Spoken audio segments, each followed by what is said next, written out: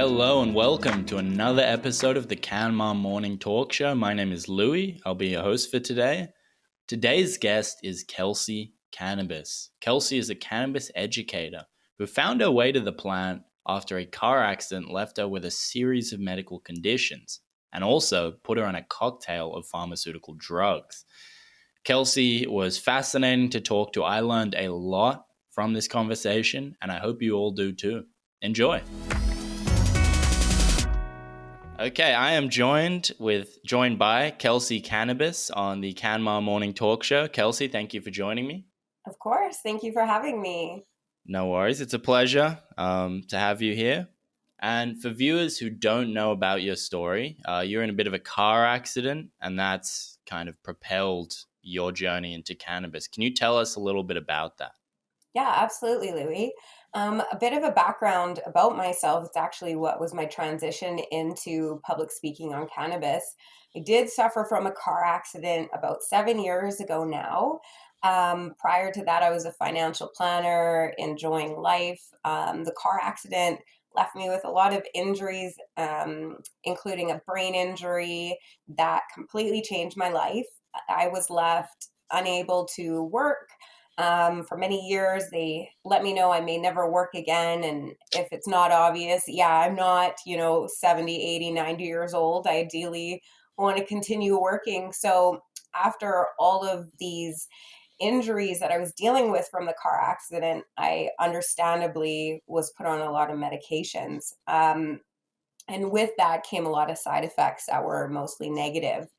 I got to a point where I started using cannabis in a medical capacity rather than just, say, more recreationally. And the quality of life it was giving me was indescribable.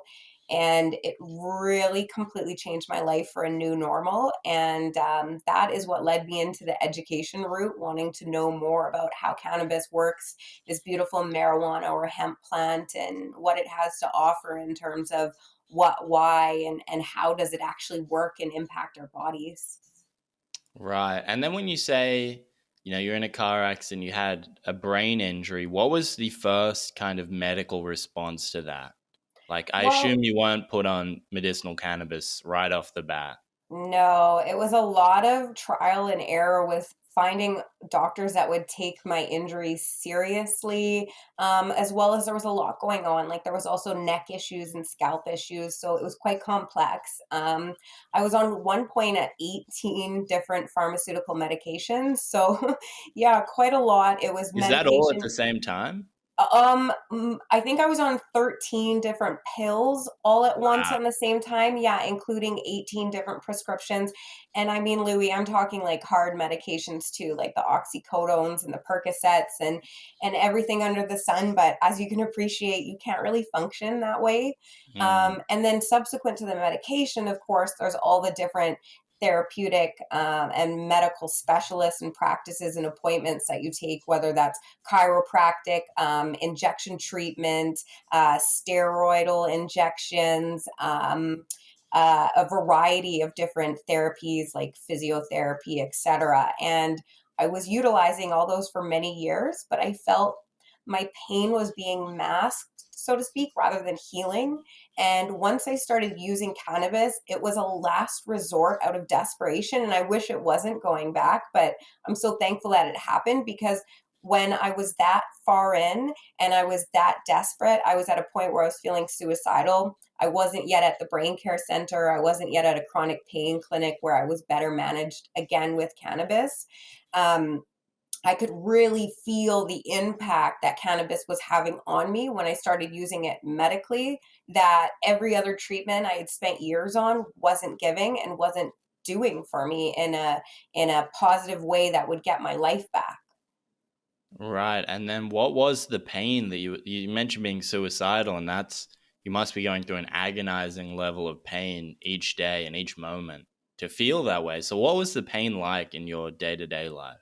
Yeah, you couldn't be more accurate. It was horrid. It was every hour of every day. And mind you, I don't think I had my first pain-free hour till about 5 years in. So my pains include, of course, the chronic pains, the muscle pains. There can be the muscle spasms that can come with that. There's inflammation. I have neurological pain damage. So thankfully, thanks to cannabis, actually, I now only take one medication entirely out of the 18. The cannabis is amazing, but it can't grow back everything. So, in terms of the nerve damage, I have to be in a happy medium with medication there. But there was the nerve pain. And then with that comes a lot. There is anxiety, there is PTSD that I was dealing with at a therapist. There's then the sleep issues and the stomach issues that come with all the medications you're on. So the pain was vast and it wasn't ending. And for me, it's not that I didn't love my life and I wasn't happy. It's just when you're in that kind of excruciating pain and you don't get a moment to yourself where you're pain free, it's really difficult. And a lot of people deal with this chronic pain, but they're fake being well rather than people think they're fake being sick. So it can be a lot of pain, and it really gets difficult on the mental side of things because you're trying to manage the physical at the same time. Right, right. And then it's very rough. And Yeah. being on this kind of like cocktail of drugs, what were the changes that you saw in yourself progressively as you're on them? Because you mentioned, not being able to function properly. What did that look like being on, say, 13 different pills a day? How did Kelsey change pre, uh, let's say, opioid cocktail to post opioid cocktail or during? You know how you get those moments in life, Louis, where you find whatever it may be, there's a before and there's an after. For Mhm. some people, when you're younger, that can just be graduating high school. For others, it's big weddings or maybe the passing of somebody in life. But for me, one of my main ones was when I started using the cannabis because prior, you can't be yourself when you're in pain. The pain takes over and you become secondary. Like when you're feeling well, you can do whatever you want at whatever time with no repercussions. And when you're on the other side of that, you have to say no to everything because your pain and those issues take priority. My quality of life was difficult. I had a lot more cognitive functioning abilities. CBD changes my life. So most people wouldn't even know when they speak to me, but my cognitive abilities were affected. Of course, my mood, you get really irritable, you're in pain all the time, my social life, and then my work life. I wasn't able to work. Before Kelsey Cannabis, I didn't work at all for 4 years straight. But the Wow. entrepreneur in me said that doesn't work. But coming back to the question, it was that point of when I started using cannabis. And slowly but surely, it took time, but I was able to laugh. I was able to eat. I was able to sleep a little bit better. I was able to bring back things that you take so much for granted every day that you don't realize until they're gone. So once I started using cannabis and I started getting less medication refills, not using certain medications, and just finding like back to myself, back to me, my new normal, who I was, but with these new injuries, cannabis just gave me everything that I thought I would never have again. So I started using in different formats. I mean, there's flower, I do dab pens, I love shatter, I love topicals, I use capsules daily. There's just so many different formats, but I found they all have their purpose. And then afterwards, I was able to gain back that quality of life that was making me feel happier, that was making me be able to function, but within my limitations so that I could still thrive and do well rather than feel like I was being held back by something that was out of my control. Right, right. Well, it's amazing to hear the benefits that cannabis has brought you, because I've heard similar stories of people that maybe have PTSD or chronic pain and they're Mm-hmm. prescribed all these opioids or pharmaceuticals, and they do have their benefits. Obviously, they wouldn't be generally prescribed if there was no benefit. Of course. But a lot of them report similar things to what you're mentioning, which is a kind of loss of self, I guess you would say, Yes, very where much. they are becoming addicted, and their life is revolving around taking these drugs as opposed to taking them to live their life. Yep. They're spending a lot of money, obviously, a whole host of issues, not to mention that, yeah, they're becoming lethargic. they're becoming irritable, like you said. So it's amazing to hear Absolutely. that people have, I guess, just a few additional options with cannabis and cannabinoid medication, CBD, like you mentioned, which doesn't have the same addictiveness, although anything, frankly, could be addictive. But it has a lot of the same benefits with a lot fewer risks, let's say. But I want to get to how you actually found cannabis, because you talk very highly about cannabis itself, and you're in Canada at the moment. Was cannabis legal at the time? Was it easily available? How did you hear about it? And then how did you acquire it? Yeah, fair enough. So in Canada, we're federally legal, so across the country, but that's only been for 2 years. It's been an amazing 2 years, but 2 years is a small drop in the bucket compared to the amount of time that people have used, their bag of weed, so to speak. So I've been utilizing for honestly quite a long time. I think I was 14 when I started.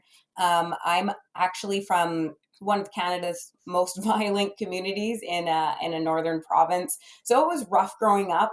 With that came, and I think a very common conversation for teenagers is the use of marijuana when you're dealing with life. But that usually comes back from a lack of coping skills. I would say you get older and you can use it in a different way, whereas I'm approaching it from a more medical perspective, of course. But I've been using it since then. That would be the legacy market. We like to be respectful, but also known as the illicit market. But the legacy is a better respectful term. So I've been in the legacy market for many, many moons, obviously getting it in the traditional legacy way with your best friend down the street, whomever that may be. Mm. And then after, when I started using medically, it was illegal because it just was. But thankfully, my amazing team at the chronic pain clinic that I work with, their doctors were completely acceptable of medical cannabis, and they were helping me get on the route of getting a medical card back then, whereas some other doctors were a little bit more against it, but the lack of knowledge was there, and it could be noted. So with the help of my doctor and the program we have here in Canada to get a medical license legally, I've done that so for many, many years. And then transition over, we now have the recreational market. So what that means is, instead of having to order and have my special card, which does come with a lot of benefits, we can also now purchase, just walk down the street and go to your local store, and anyone can pick up now. But mind you, medical, the quality will be a little bit different. So there's a give and take for the person's individual need, of course. Right, right. And Yeah. obviously, a lot of people use it when they're younger and have that kind of familiarity. And legacy market is a hilarious term. I've never heard that before, but it does Yeah, make it's a good sense. one. Adopt that, my friend in I like it. I Australia. really like it. But you're using cannabis probably sporadically as a teenager, here and there, Yeah, and then weekend maybe, vibes kind of thing. yeah, exactly, and Yeah. maybe like recreationally from time to time, and then you're also, after this car crash, you're also taking all of these medications. So was there like a click moment where you thought, hey, I've just gone to this party and smoked a joint and I feel actually much better? Was there anything like that, having that knowledge of cannabis in the past to say, hey, maybe I should try this for what I'm going through?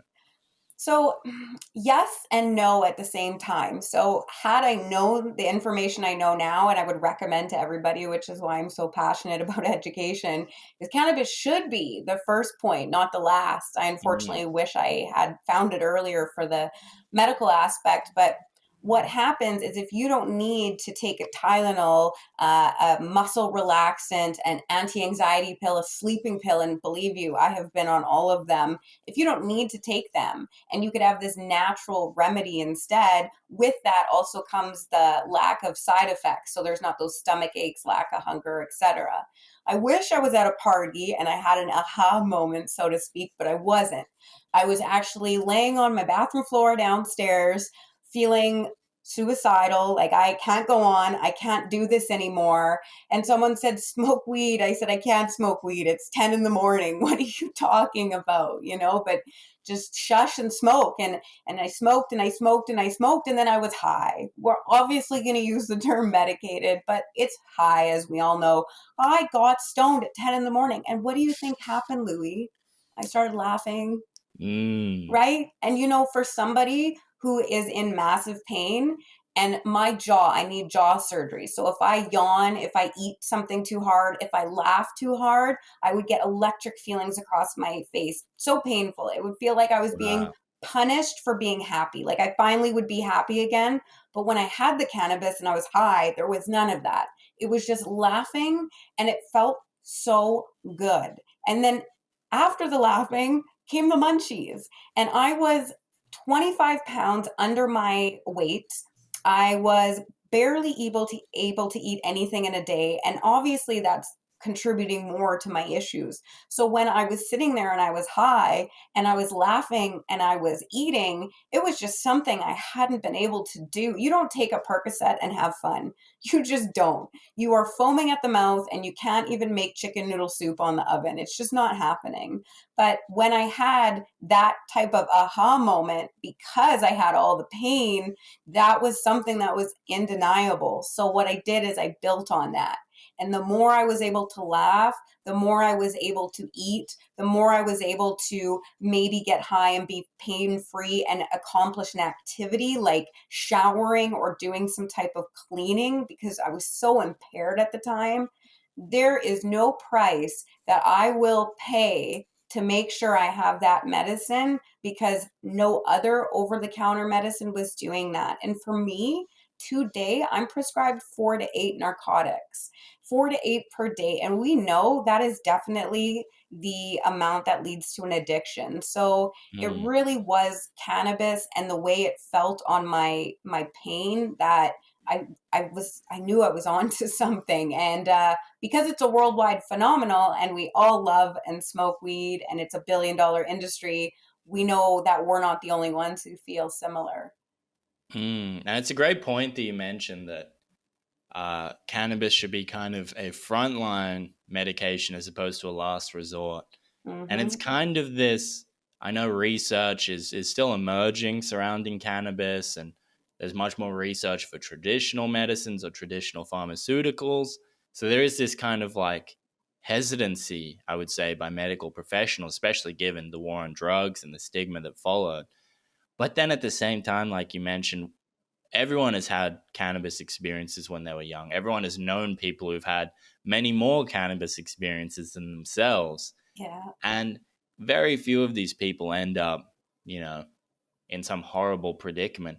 Usually they'll either be like a stoner and they'll smoke a lot and they'll laugh a lot and they'll eat a lot, or they'll do it and you won't even know. And you'll find out years later and go, oh, that person actually was smoking 10 joints a day or something like that. Yeah, well, and So, there's no correlation. It's mm, not that if you're a stoner, you're therefore unproductive and a mm, lower member of society. None of that is true because it wouldn't be a $1 billion industry.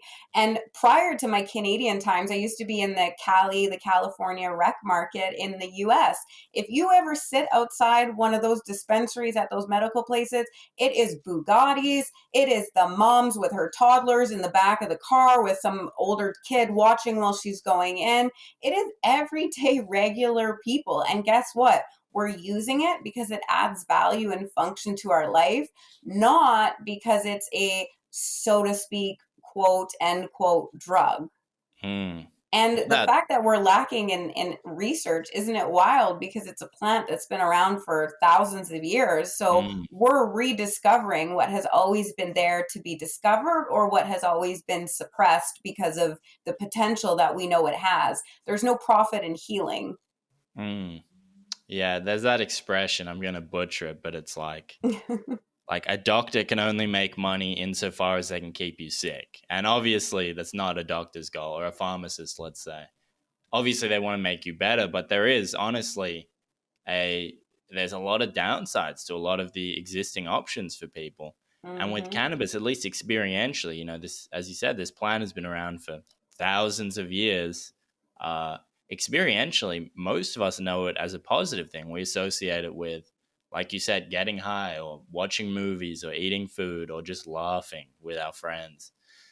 And now it's becoming legitimized finally, but still there is that kind of preference for other medications first. And I've spoken to athletes who have had to actually go through virtually every other existing medication before they Yeah. can get to cannabis as a Yeah. last resort. And they're Mhm. risking addiction. They're risking all of these things that aren't as prevalent with cannabis use. So, I mean, hopefully it's changing. Do you see it changing in what you're doing now? And we'll touch upon what you're doing in a second. Yeah, absolutely. I think that ties in excellent too with the fact that you may be sitting around with there's munchies, but there is the other side of it that there's the professionalism that is there with Mm. cannabis use. For me, I started off in the beginning of the day. I'm high, so to speak, right now, but you don't hear me laughing or being incoherent. I hopefully not anyway. I could be in another space in my mind, but point being is that there's a functionability to it. There's a creativity. There is a rest and a recovery and a reset.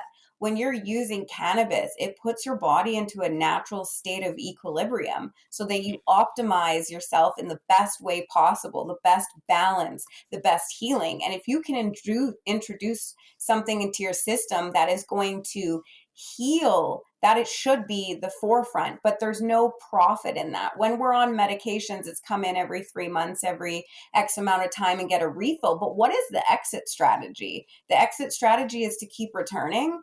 I have been on 60 different anti anxiety pills a month. I don't take one due to cannabis. I've been on sleeping pills every night. I've been on the nerve medications. I've been on the narcotics. I've been on all of them. And cannabis is what got me out of them.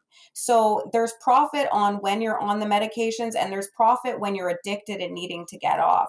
Cannabis doesn't serve for a profit, it serves for itself and for the healing that it offers. So it really should be the forefront of where we go when it comes to medication. But again, I mean, it's suppressed for a reason because it does have the quality and capacity to change humans' lives, and it's already has been. And that's what I think we're getting together is all these people from across the world who are saying, yeah, we have a similar experience and it is due to cannabis. And I agree with what you said about the kind of professionalism, because that is, I think, the next wave of cannabis culture. It's gone Yeah. from being this kind of countercultural, like revolutionary act, and you would see it associated with like Woodstock, to now it's like prominent celebrities are all joining the cannabis rush. States are legalizing it like crazy and seeing huge amounts of revenue. And then on a medicinal level, people like yourself are experiencing life changing benefits. So it's no longer just about, let me be free and smoke a joint, although that is like a huge component of why it should be legal. It's Hmm. also, let me be free, let me smoke this joint, and here are the 1,000 benefits for virtually everyone involved. So it is definitely being Absolutely. taken more seriously, and I think that's important because you don't want this movement and this plan to be this kind of like, even though it does make people laugh and like we said, you get the munchies and things like that. There is so much more to it than just like stoners, like the kind of stoner archetype. Yeah, So absolutely. I The think it's definitely stereotype we're moving in a trying to positive break way. down, right? Mm. And there is benefits to the stereotype, I think, because there is truth in it. We've all seen people that are like, and there's nothing wrong with that, but it's only one kind of shade of the totality of cannabis and what it True. could be. Yes, so true. But I want to get into what you do now. Sure. So you are a cannabis sommelier. How do you pronounce it? Sommelier, yeah. So Sommelier. cannabis educator is the best way, but it breaks down to a sommelier component for sure. Okay. And tell us about that. And you're also a master of marijuana, or you've received a master of marijuana. How should I put that? Yeah, no worries. So it breaks down into the cannabis education. So obviously, when I was dealing with all these injuries and using cannabis, I was going, what's going on here? And I needed to know what was going on, literally. So I started taking these cannabis education courses and wanting to know how to best utilize this medicine, how to use this plant. And as I always say, the information's intoxicating, as everyone can appreciate. There's a historical side, there's a genetic side, there's a plant botany side. It varies, but I started taking different courses. Cannabis Training University, their Master of Marijuana that you're referencing, their course program. Subsequently, I've taken a few Trichome Institute, their cannabis sommelier, and their extractions and concentrate fundamentals, since I love concentrates. And then some other cannabis sommelier kind of reps programs, or just the different types of knowledge, but same but different. So like I said, you can get the historical side and the genetic side. And I was finding the information, it was just never ending, but again, so intoxicating, because the way this plant reacts is unlike any other plant. It's just so magical. And when I started finding all this information, I was then noticing the stereotypes we were just talking about, the lack of direction, the lack of information, or those who just don't know what they don't know. And I figured we're doing such a disservice to ourselves. If this can help with mental ailments and physical ailments and serious injuries and diseases and illnesses, then we need this information to be out there. So I created Kelsey Cannabis as a consultant, public speaking, education platform. And what I do is I go out and I provide that. I like to say I speak on behalf of the plant, because I feel if we have this information, we can then do what's best for ourselves. But we definitely need to have the information to even start making those decisions. So with all that education, I started creating, I host regular monthly webinars. I do an Understanding Cannabis webinar. It's different than anything you've ever seen, because it's up to date and accurate without all the mixed messages put in there. And then also I do cannabis terpene events, just one I had actually the other week. Just again, putting out that information, that education out there, because I think it's so very crucial for our well-being and our journeys through this life. Wow. The list is endless of the things you're doing at the moment. Thank you. Um, yeah, there's kind of been I've spoken about this before, but like this kind of catch-22 scenario where you couldn't really research cannabis because it was illegal, and you couldn't get it legalized because there was no research around it. And it's just this kind of like Hmm. self-eating snake almost. And now we're finally seeing both of those gates open, legalization and research. What is the most fascinating thing you've learned about cannabis? I think the most fascinating thing I've learned about cannabis probably correlates directly to our endocannabinoid system and what Hmm. we have I thought it internally would in be our that. That's the body. same as me. Yeah, I'm so obsessed with it. So for those that don't know, we have an endocannabinoid system. It's natural in our bodies. It runs our nerve system, our immune systems, and everything to put them in balance. So when you introduce cannabinoids, and they're not just in cannabis, they're in herbs and in spices and natural plants around the world, but most abundant in cannabis. When you introduce it to your system, that's when the healing, because it goes through your body to these receptors and it says, who's talking, who's beeping and needs less inflammation, maybe some anti-cancer properties, maybe there's some migraines or some skin cirrhosis going on. It knows what to do. But tying that into what I think is my favorite fact is that our bodies, our human bodies, they have more receptors in our body located throughout that are for cannabis. There are more receptors for cannabis than any other substance on this planet. So, what is Mm, that saying? Other than our bodies are designed to have this medicine introduced. And the fact that we can go on PubMed, it's a research based website. There's over 23,000 doctoral posted research articles that have been around. And I think there's been a suppression because, again, there's no money in healing. And what plant better heals us than Mother Cannabis? And when you say suppression, firstly, I did see a study in 2020, and I can't remember if this was Hmm. US specific or Canada, but roughly half of the research that was being done on cannabis was focusing upon negative effects of cannabis. So even 2020, we see it as this like breakthrough year for cannabis. There is still this attempt to paint a negative brush upon the cannabis plant by people paying money to look at the harms of cannabis as opposed to the benefits. Just want to put that out there.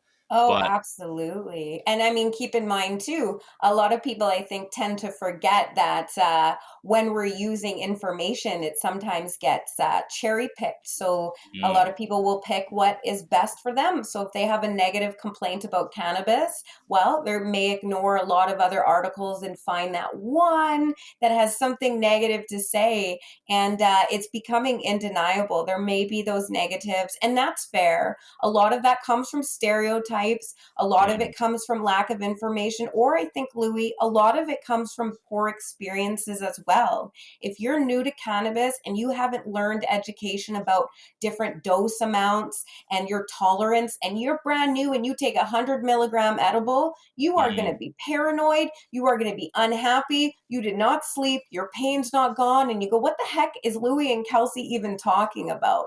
So mm. that's why we're coming out and we're saying this information is here. It has been denied, but it's now becoming undeniable. And we just have so much momentum to build on that we won't be going backwards. It's just never going to happen. Cannabis is here, it's legal, and it's just going to continue to grow, unintended maybe. Yeah, definitely. And it's a great point that you mentioned about like, knowing kind of your dose and what you can accept because we've seen this. We've seen this with in Canada and in Colorado with the legalization of edibles, people taking them, not feeling anything, taking some Mhm. more, it all hits them and then they end up having a panic attack, going to hospital. People will then see, oh, cannabis hospitalizations are rising. No one really thinks what that means. But it's Yeah. ultimately people, just like anything, frankly, any kind of mind altering substance, if you take it in the wrong context or in the wrong method, it's not going to end well. And with cannabis, a lot of the worst case scenarios are a panic attack. But it really shows the benefit to what you do and others like you in the education space because this could easily be avoided if you told people, here is, your body size, here is the THC level of the edible that you're eating. It's a brownie, it's got sugar in it. You're going to want more, don't have more, wait it out. Simple things that you or I might think are obvious to someone who's just seeing that cannabis edibles are legal and they may not have smoked for 30 years. It's not so obvious. So we do need education, and the lack of education is ultimately what's going to harm people most. But I want to just quickly get back to the ECS, the endocannabinoid system. I just have a curiosity, and I'm sure you have the same curiosity, but I want to know why you think we have this. Why do we have this kind of like lock that cannabis acts as the key to, if that makes sense? Why is there this kind of symbiotic relationship between humans and cannabis? It fascinates me deeply, and it's almost like a profound question. Fair enough. I feel like the symbiotic relationship is not just with cannabis, but it's with Mother Nature, Mm, right? Like there are so many different plants and herbs and properties that have been there. It's like we all knew it and we went away from this herbal healing and we went into take medications, but then we're now going back to what worked, which is the herbal side.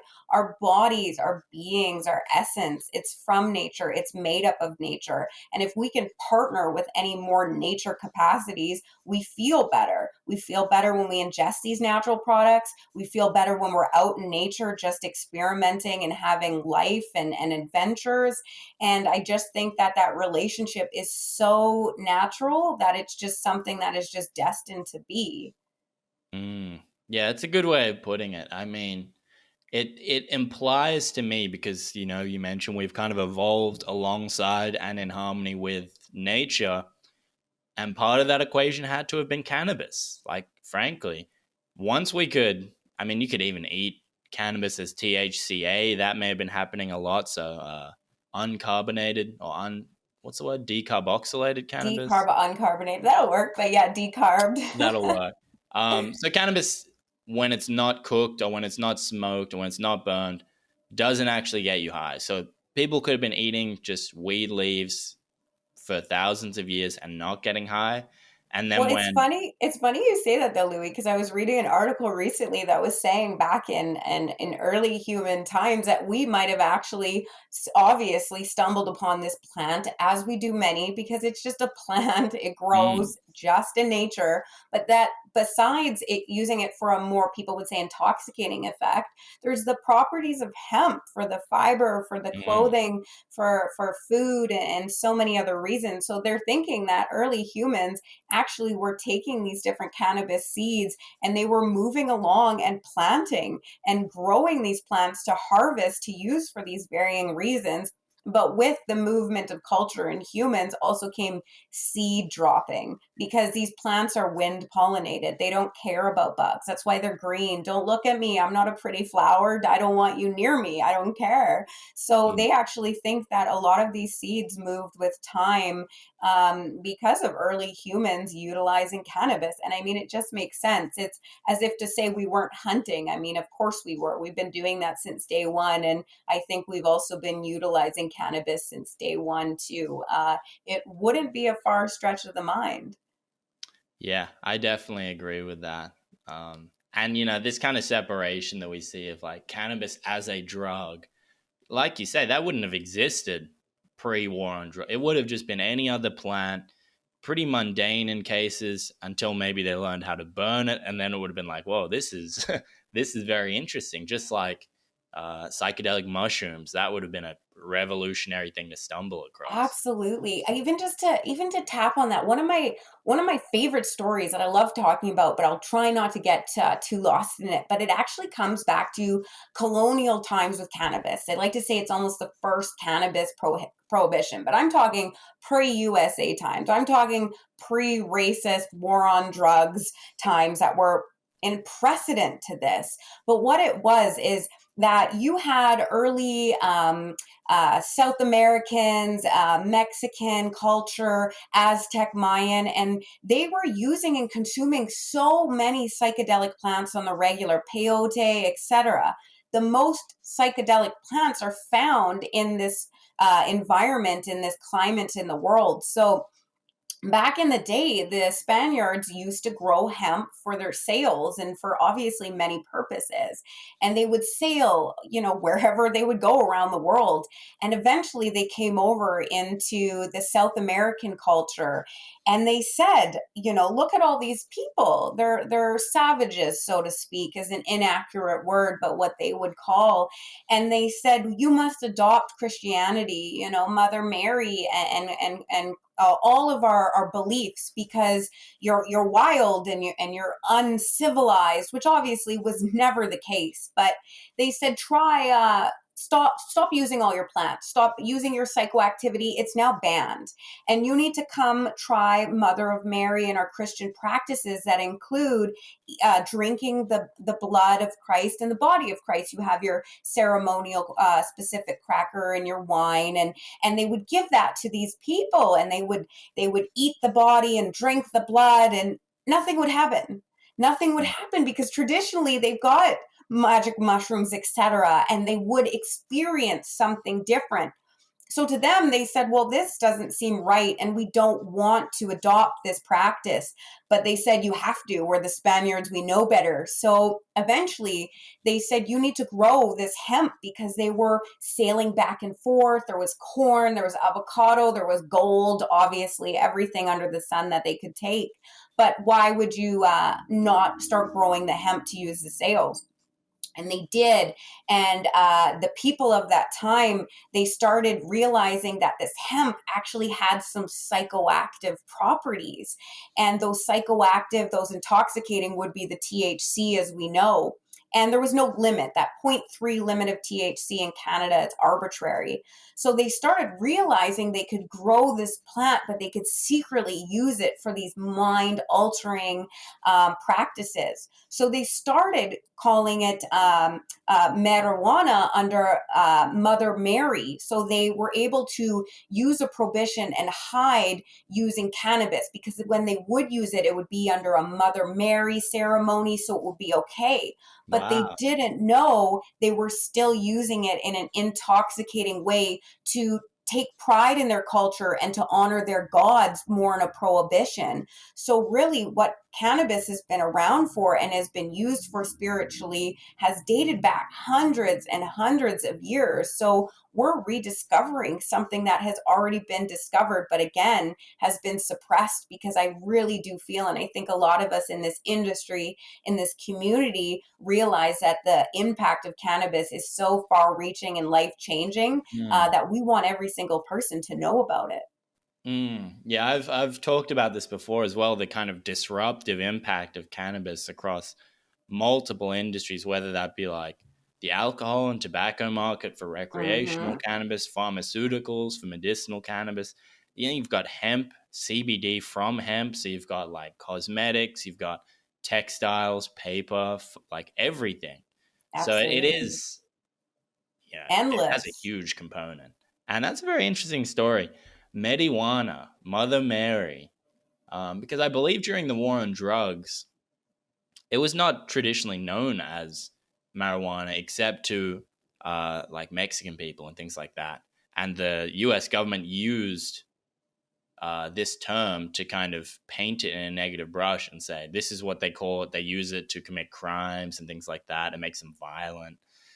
And so, Well, to not get too stereotypical, because I got to be mindful of our morning breakfast chat, but what actually they say happens is that in these South American cultures, the fact that there were separations between tribes and the more, you would say, community based cultures, and they were deciding that the elite didn't want the tribesmen or the other, industries to be using it. They wanted it to be just for them. So a lot of the Mexican elites at the time were putting in the ear of Americans in the early 50s the notion that it was dirty and horrible to use, because they didn't want other people outside of their elite groups using what they would use. And then that got adopted in the war on culture from these elite conversations with different peoples from across the border, that it became a way to discriminate and to put people in a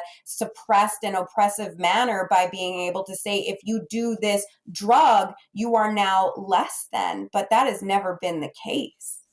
no, not at all. Wow, I didn't know that. That's very interesting. It's Just to begin, remarkable. It really is.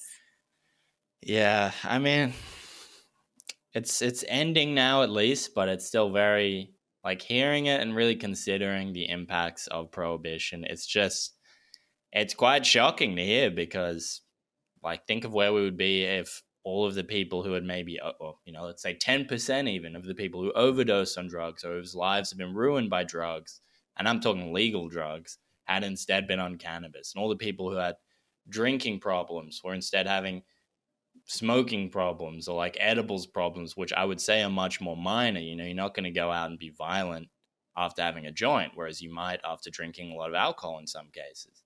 But Absolutely. I want to start Yeah. wrapping things up, Kelsey. I want to ask you Absolutely. about your role on the advisory committee of Medical Cannabis Canada. How did Oh, you for get there, sure. and what do you do?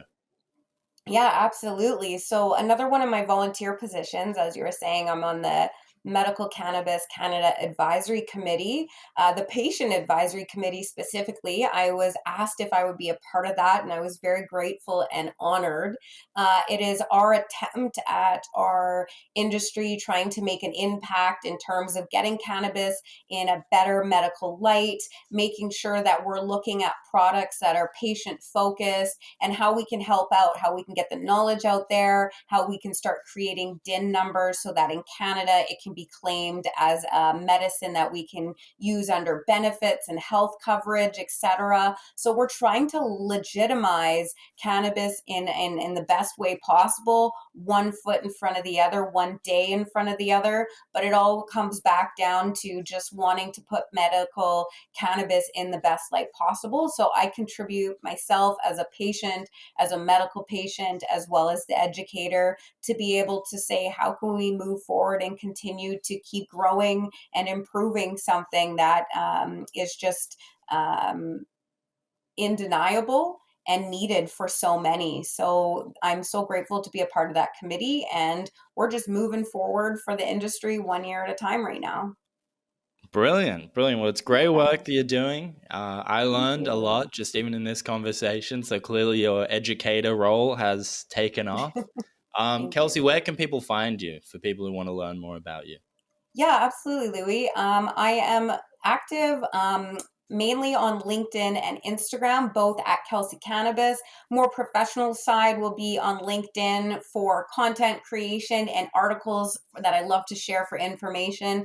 And then as well, similar on Instagram, but more from the content side of the companies I work with and what I'm up to. So either or you can check out what I've got coming down the pipe for upcoming podcasts, webinars, or events such as this one and the upcoming CanMar Cannabis and Psychedelics event not too far away. So yeah, check me out there, both at Kelsey Cannabis. Brilliant. Well, thank you so much, Kelsey, for joining us on the CanMar Morning Talk Show.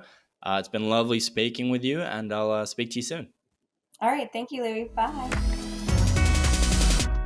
Well, that's a wrap for another episode of the CanMar Morning Talk Show. We want to thank you for stopping by and spending time with us.